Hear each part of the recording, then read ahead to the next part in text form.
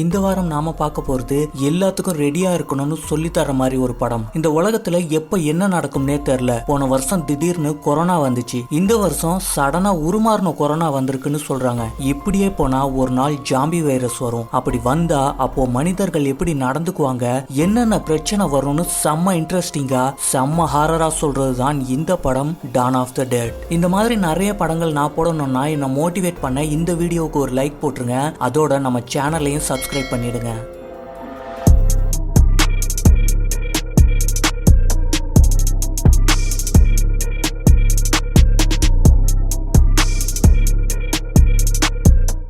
Open பண்ண ஹேனாங்கிற nurse duty முடிச்சுட்டு வீட்டுக்கு போக ரெடியா இருக்கா. அப்போ அவளோட சீஃப் டாக்டர் ஒரு ஓட்டோட எக்ஸ்ரேவை கையில வச்சுக்கிட்டு, கையில அடிபட்டதுக்கு எதுக்கு தலையில எக்ஸ்ரே எடுத்தீங்க, இதுக்கான பேஷண்ட் எங்கன்னு கேக்குறாரு. ஹேனா அந்த பேஷண்ட டாப் ஃப்ளோர்ல ஐசியூல ஐசோலேட் பண்ணி வச்சிருக்காங்கன்னு சொல்றா. டாக்டர் அந்த பேஷண்ட பார்க்க போறாரு. ஹேனா டியூட்டியை முடிச்சுட்டு வீட்டுக்கு கிளம்புறா. வெளியே வரும்போது ஒரு பேஷண்ட் கழுத்துல அடிபட்டு ரத்த வெள்ளத்துல உள்ள போறத பாத்துக்கிட்டே போறா. சிட்டிக்கு வெளியே இருக்க அவ வீட்டுக்கு பக்கத்துல போகும்போது அவளோட பக்கத்து வீட்டு பொண்ணு விவின் ரோட்ல ஸ்கேட்டிங் பண்ணிட்டு இருக்கா. அவகிட்ட பேசிட்டு வீட்டுக்குள்ள போறா. ஹேனாவோட ஹஸ்பண்ட் லூயிஸ் அவளுக்காக அங்க வெயிட் பண்ணிட்டு இருக்கான். அன்னைக்கு நைட்டு டிவில ஏதோ முக்கியமான ஒரு ஃபிளாஷ் நியூஸ் ஓடிட்டு இருக்கு. ஆனா லூயிஸும் ஹேனாவும் அதை கவனிக்காம மிஸ் பண்ணிடுறாங்க.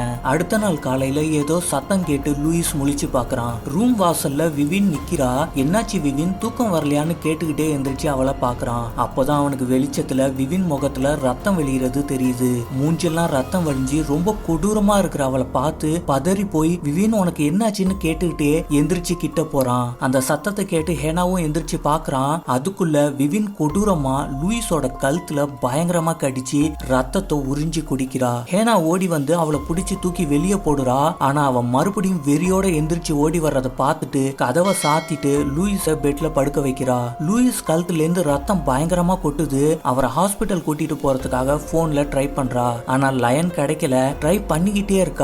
அதுக்குள்ள லூயிஸ் நார்மலா எந்திரிச்சு நடந்து வர்றான். அதை பார்த்து ஷாக் ஆகி லூயிஸ் லூயிஸ்னு கூப்பிடுறா. அப்பதான் அவளுக்கு புரியுது லூயிஸ் ஒரு ஜாம்பியா மாறிட்டான்னு. இப்போ லூயிஸ் அவளை வெறியோட துரத்துறான். அவங்கிட்ட இருந்து தப்பிக்கிறதுக்காக ஓடி போய் பாத்ரூம்குள்ள நுழைஞ்சி கதவை சாத்திக்கிறா ஹேனா.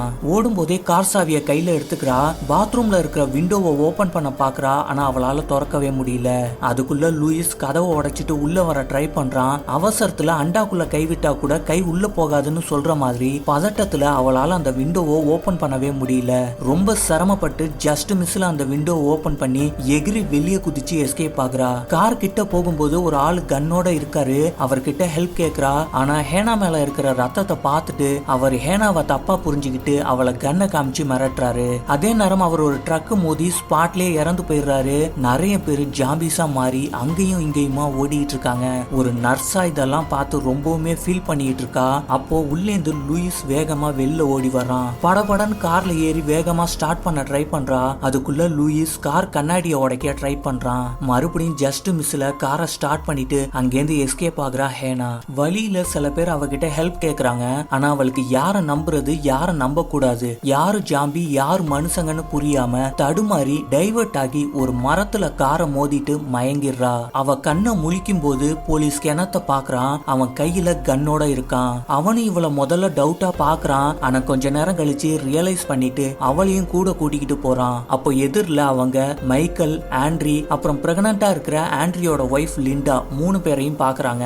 ஆண்ட்ரி கையிலயும் கன் இருக்கு. வாங்க இப்படியாக்கா போலான்னு கெனத் சொல்றான். அதுக்கு மைக்கேல் இப்படியாக்கா போகணும்னா பறந்துதான் போகணும், ஏன்னா வழியில ஒரே ஜாம்பிஸா இருக்கு, நாங்க அங்கேருந்து தான் தப்பிச்சு வரோம். சோ நாங்க இப்போ மாலுக்கு போயிட்டு இருக்கோம், அங்க போனா கொஞ்சம் சேஃபா இருக்கலாம்னு நினைக்கிறோம், நீங்களும் எங்க கூட வாங்கன்னு சொல்றான். அதுபடி எல்லாருமே மாலுக்கு போறாங்க. மாலுக்கு வெளியே கதவை திறக்க ட்ரை பண்றாங்க. அப்போ சில ஜாம்பிஸ் அவங்களை அட்டாக் பண்ண வருதுங்க. அதுங்க கிட்ட இருந்து எப்படியோ தப்பிச்சு மாலுக்குள்ள போயிடுறாங்க. உள்ள ஏதாவது ப்ராப்ளம் இருக்குமா இருக்காதான்னு புரியாம ரொம்ப கேர்ஃபுல்லா மூவ் பண்றாங்க. அப்போ ஒரு வாட்டர் ஃபவுண்டன் இருக்கு. அதுகிட்ட கென்னத், லிண்டா, ஹேனா 3 பேரும் ரெஸ்ட் எடுக்கிறாங்க. மைக்கேலும் ஆண்ட்ரியும் ஆளுக்கு ஒரு பக்கமா போய் ஏதாவது ப்ராப்ளம் இருக்கான்னு செக் பண்றாங்க.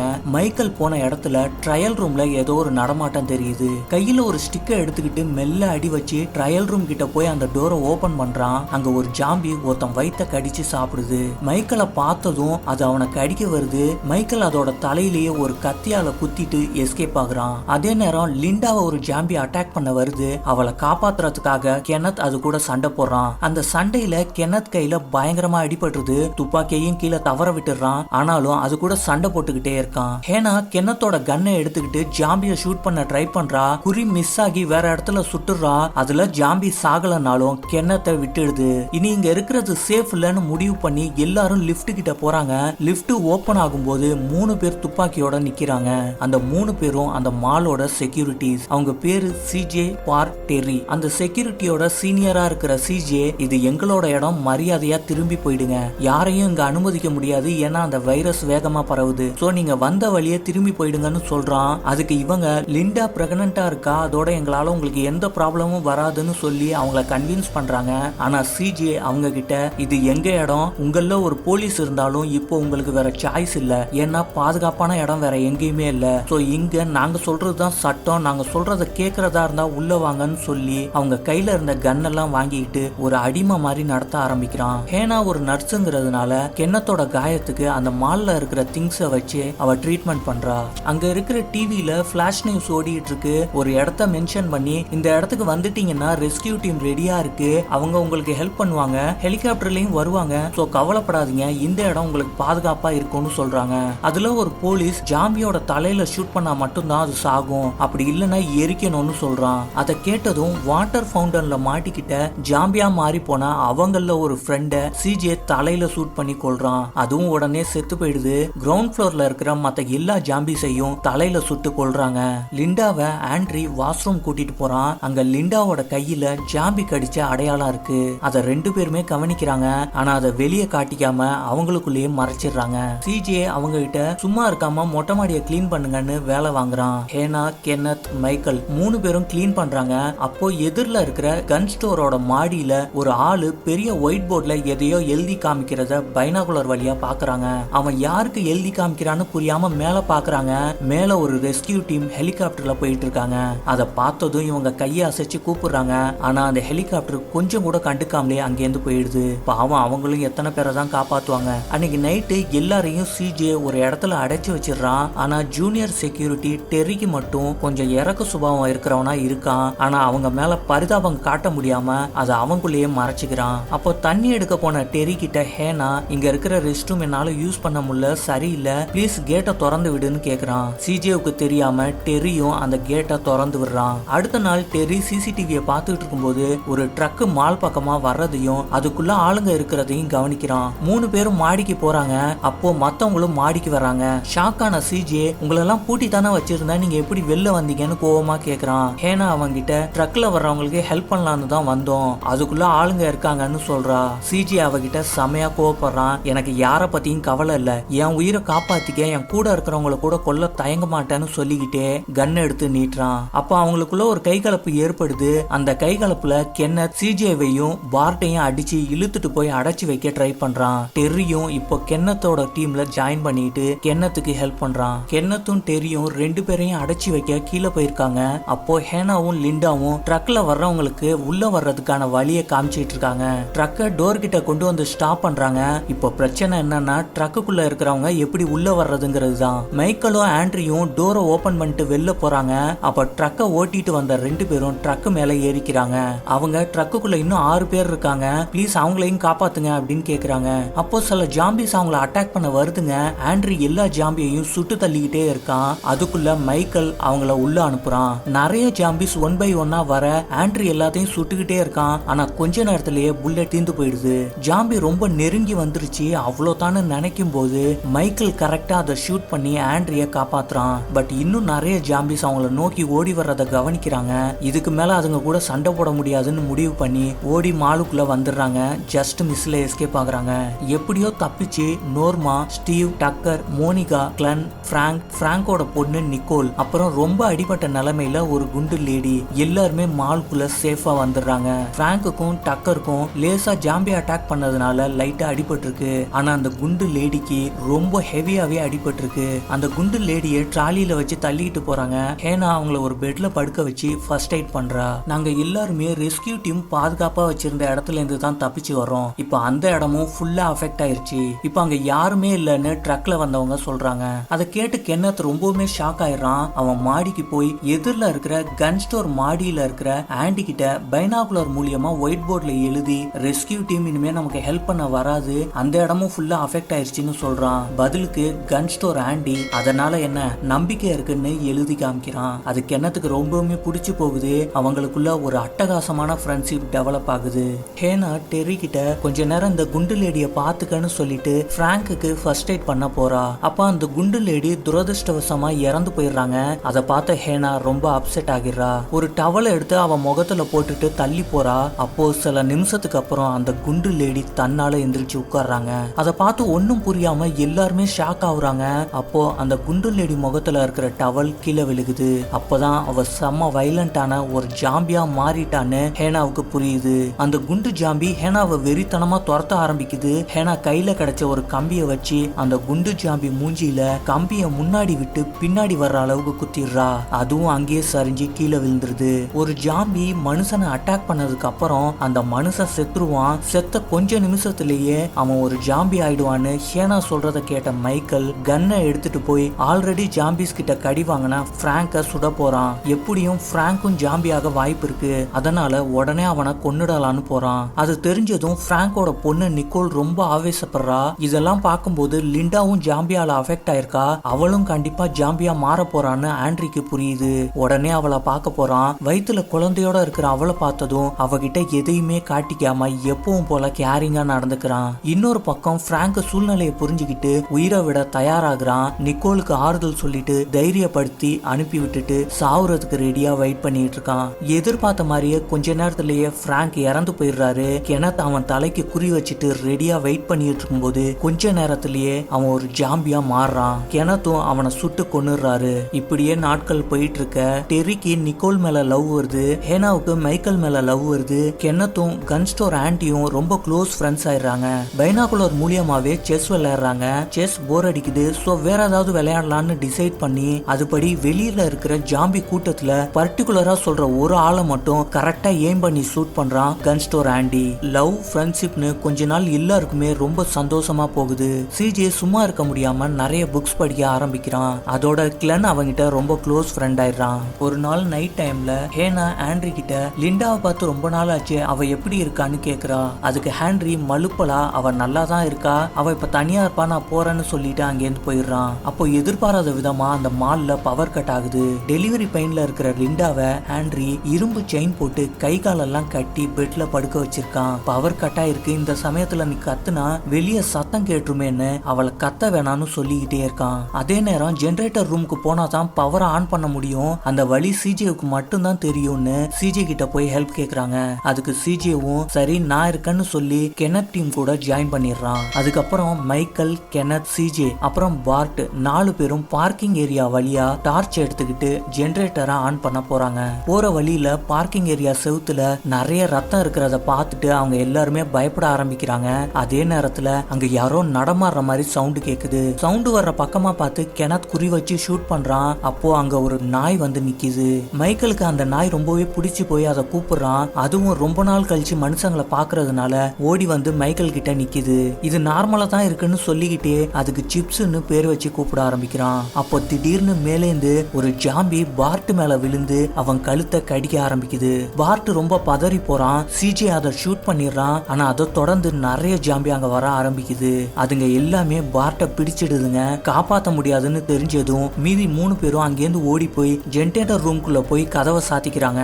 ஆனா க்ளோஸ் பண்ண விடாம ஜாம்பி உள்ள நுழைய ட்ரை பண்ணுதுங்க. துப்பாக்கியில இருக்கிற புல்லட் தீர்ற வரைக்கும் அதுங்களை ஷூட் பண்ணி கொள்றாங்க. சிஜேவும் முடிஞ்ச வரைக்கும் ஷூட் பண்றான். ஆனா அதுங்கெல்லாம் கதவை உடைக்க ரொம்ப தீவிரமா ட்ரை பண்ணுதுங்க. ஆல்மோஸ்ட் உடைக்கவும் செய்யுது. அந்த நேரத்துல மைக்கேல் கிளவரா ஒரு பிளான் பண்ணி அங்க இருந்த பெட்ரோலை அதுங்க மேல ஸ்ப்ரே பண்ணி கொளுத்தி விட்டுறான். அதுங்க எல்லாமே எரிஞ்சு சாம்பல் ஆயிடுதுங்க. இப்போ பார்க்கிங் ஏரியாவில் இருந்த ஜாம்பிஸும் அழிஞ்சு போயிடுச்சு. டெலிவரி பெயின்ல அவ்வளவு நேரம் துடிச்சுக்கிட்டு இருந்த லிண்டா குழந்தை பிறக்கிறதுக்கு முன்னாடியே செத்து போயிடுறா. தனக்கு கிடைக்காத எல்லாத்தையும் தனக்கு பிறக்க போற குழந்தைக்கு கொடுக்கணும்னு நினைச்சு லிண்டா மேல உயிரையே வச்சிருந்த ஆண்ட்ரிக்கு இது ரொம்பவுமே அதிர்ச்சியா இருக்கு. அப்போ திடீர்னு குழந்தை அசைறத பார்த்ததும் அவனுக்கு ஒரு புது தெம்பு வருது. குழந்தைய எப்படி வெளியே எடுக்கலான்னு யோசிக்க ஆரம்பிக்கிறான். ஆரம்பிக்கிறான். அப்போ செம்ம பயங்கரமான ஜாம்பியா கண்ணை முழிக்கிறா லிண்டா. குழந்தை பிறந்தாகணும். சோ ஆண்ட்ரி லிண்டா வாயில ஒரு பெல்ட்டை வச்சு கட்டி பிரசவம் பார்க்க ஆரம்பிக்கிறான். கொஞ்ச நேரத்திலேயே குழந்தையும் பிறக்குது. கட் பண்ணா நோர்மா சாதாரணமா லிண்டா எப்படி இருக்கான்னு பார்க்க லிண்டா ரூமுக்கு போறா. அப்போ ஆண்ட்ரி கையில குழந்தையோட நிக்கிறத பார்த்ததும் அங்க என்ன நடக்குதுன்னு அவளுக்கு ஒண்ணுமே புரியல.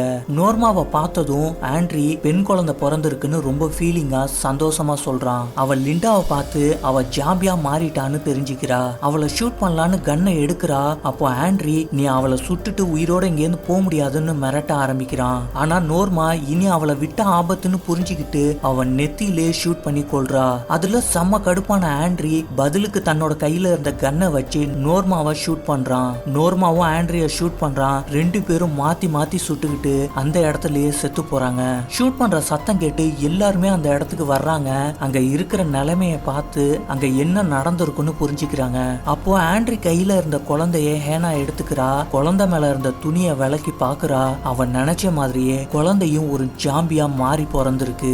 மனசு இல்லைன்னாலும் வேற வழியே இல்லாம ஹேனா அந்த குழந்தை ஜாம்பிய ஷூட் பண்ணி கொள்றா. இனி ரொம்ப நாள் இந்த மால்ல இருக்க முடியாது. அடுத்து என்ன செய்யலான்னு ஒரு பெரிய டிஸ்கஷன் போகுது. அந்த டிஸ்கஷன்ல ஒவ்வொருத்தங்க அவங்களுக்கு தெரிஞ்ச ஒரு ஐடியாவை சொல்றாங்க. எல்லாரோட ஐடியாவையும் கலந்து ஜாம்பிக்கு நீச்சல் தெரியாது. சோ ஒரு தீவுக்கு போயிடலாம். அந்த தீவுக்கு போறதுக்கு போட் ஒருத்தங்கிட்ட இருக்கு. ஒருத்தனுக்கு நல்லா டிரைவ் பண்ண தெரியும். இன்னொருத்தனுக்கு வெளியே போறதுக்காக ஒரு வேனை பயங்கரமான வெப்பனை வச்சு ரெடி பண்ண தெரியும்னு ஆளுக்கு ஒரு பொறுப்பு எடுத்துக்கிறாங்க. பிளான் படி கீழே இருக்கிற 2 ட்ரக்கை பயங்கரமா ரெடி பண்ணி வழியிலேயே கன் ஸ்டோர் ஆண்டிய கூட்டிக்கிட்டு அவன் கடையில இருக்கிற கன்ஸ் எல்லாம் எடுத்துக்கிட்டு ஒரு போட்டு வழியா தீவுக்கு போயிட்டா எல்லாருமே சேஃப்னு எக்ஸிக்யூட் பண்ண ஆரம்பிக்கிறாங்க. கென்னத் மாடிக்கு போய் ஒயிட் போர்டு மூலியமா இன்னும் 5 நாள்ல கிளம்பலான்னு கன் ஸ்டோர் ஆண்டி கிட்ட காமிக்கிறான். பதிலுக்கு ஆண்டி ரொம்ப பசிக்குதுன்னு போர்ட்ல எழுதி காமிக்கிறான். அதை பார்த்த கென்னத் ரொம்ப அப்செட் ஆயிடுறான். மைக்கேல் ஒரு பெரிய மோட்டார் பிளேட ரெடி பண்ணி வைக்கிறான். அது எதுக்குன்னா ட்ரக் பக்கத்துல ஜாம்பிஸ் வரும்போது இது வழியா அட்டாக் பண்ணலாம்னு சொல்றான். ஹேனாவும் அதை பார்த்து இம்ப்ரெஸ் ஆகிடுறா. பசியோட இருக்கிற ஆண்டிக்கு எப்படி சாப்பாடு கொடுக்கலான்னு கென்னத் யோசிச்சுட்டு இருக்கும்போது நிக்கோலும் சிப்ஸும் விளையாடுறத கவனிக்கிறான். அவனுக்கு ஒரு யோசனை வருது. அதுபடி சிப்ஸோட உடம்புல சாப்பாடை வச்சு கட்டி ரோப்பு வழியா கொத்து கொத்தா இருக்கிற ஜாம்பிஸ் கூட்டத்துக்குள்ள இறக்கி விடுறான் கென்னத். ஆனா நிக்கோலுக்கு இதுல சம்மதமே இல்ல. அவ சிப்ஸுக்கு என்ன ஆயிடுமோன்னு ரொம்பவே பயப்படுறா. ஆனா அவ பயந்த மாதிரி எதுவுமே நடக்கல.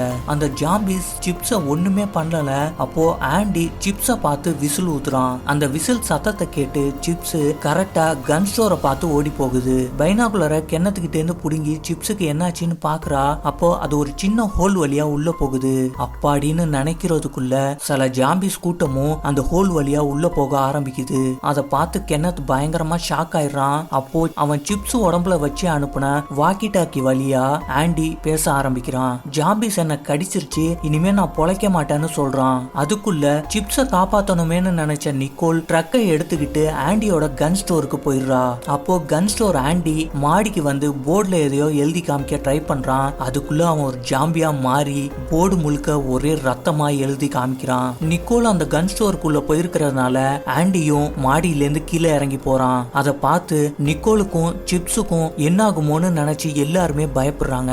அப்போ நிக்கோல் இவங்களுக்கு வாக்கி டாக்கில ஆண்டி இப்போ ஜாம்பி ஆயிட்டான், அவன் என்ன கடிக்க துரத்துறான். அவனுக்கு பயந்து நானும் சிப்ஸும் ரெஸ்ட் ரூம்ல போய் கதவை சாத்திக்கிட்டு இருக்கோம். அவன் கதவை தட்டிக்கிட்டே இருக்கான். எனக்கு ரொம்ப பயமா இருக்கு, என்னை காப்பாத்துங்கன்னு கெஞ்சிரா. சரி நீ பயப்படாம இரு, நாங்க இப்போ வரோம்னு சொல்லிட்டு ஒரு பாதாள சாக்கடை வழியா அந்த ஸ்டோருக்கு போகலான்னு முடிவு பண்றாங்க.